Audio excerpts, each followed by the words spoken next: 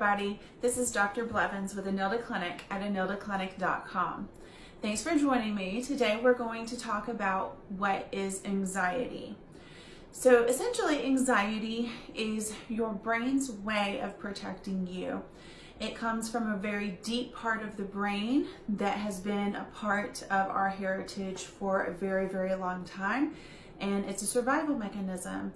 It happens very quickly, many times to sensations or external stimuli in the environment that we might not even recognize are there and that we're responding to.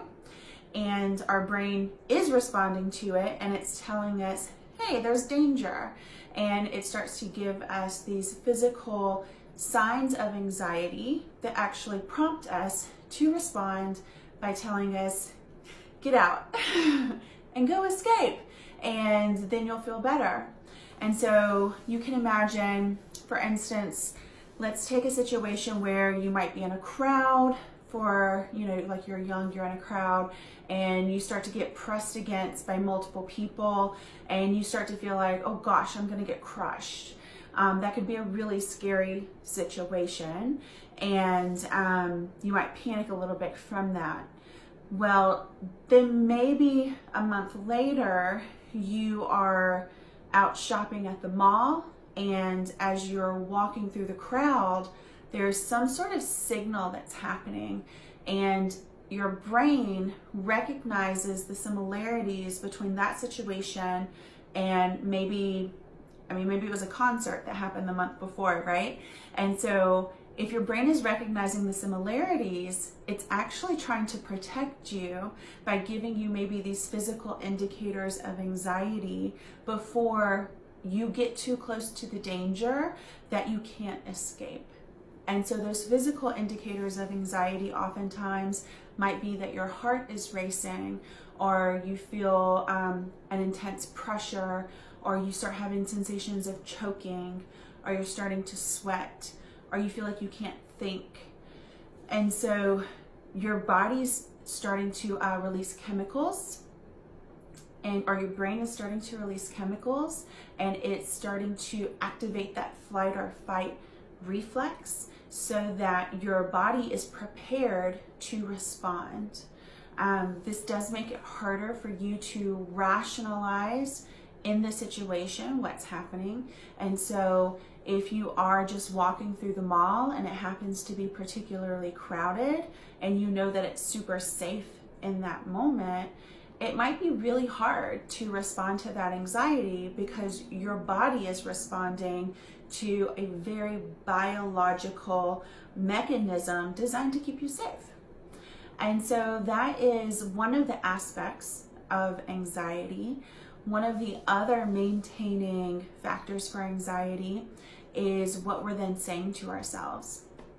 And so what you can imagine is that as you have that surge of cortisol, or that hormone that's telling you, go, go, go, get out of here, be safe. What many people do is they do get out of there.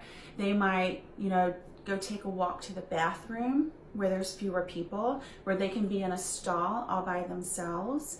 If they are a child, they might start having a fit, and the parent then removes the child from the situation. They decide to go take a break, whether that's over in the bathroom, or they might go sit in the car for a little bit. And so then the child actually is removed from the stimuli that is provoking that anxiety response. And unintentionally, what we see as a psychologist is that it's a very reinforcing thing to respond to that physiological distress that your body's trying to keep you safe by removing yourself from the environment. Because if you're in the mall and you're walking through the mall and you're feeling triggered because it reminds you of that very unsafe feeling you had a little while before, and you very successfully get rid of that feeling by escaping the situation, now your brain has this really successful, easy way to get rid of anxiety. And over time, what we tend to see with people that have anxiety disorders, a variety of types of anxiety disorders, but especially ones like social anxiety or panic, would be that they are using escape in order to manage their anxiety, which can lead to more and more prominent symptoms, more impairing symptoms, and a greater limitation of their life, vitality, and being able to enjoy a variety of things, and being able to do and explore the world the way that you would like to. And this very same mechanism is in play with children. It's just that usually children are doing this with their parents.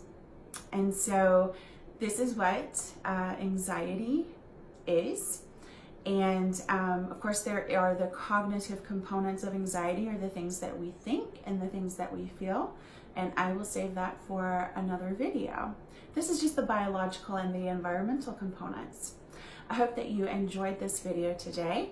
If you would like to learn more about anxiety and other mental health difficulties that occur in children, then please visit my website at enildaclinic.com. Thank you. Bye.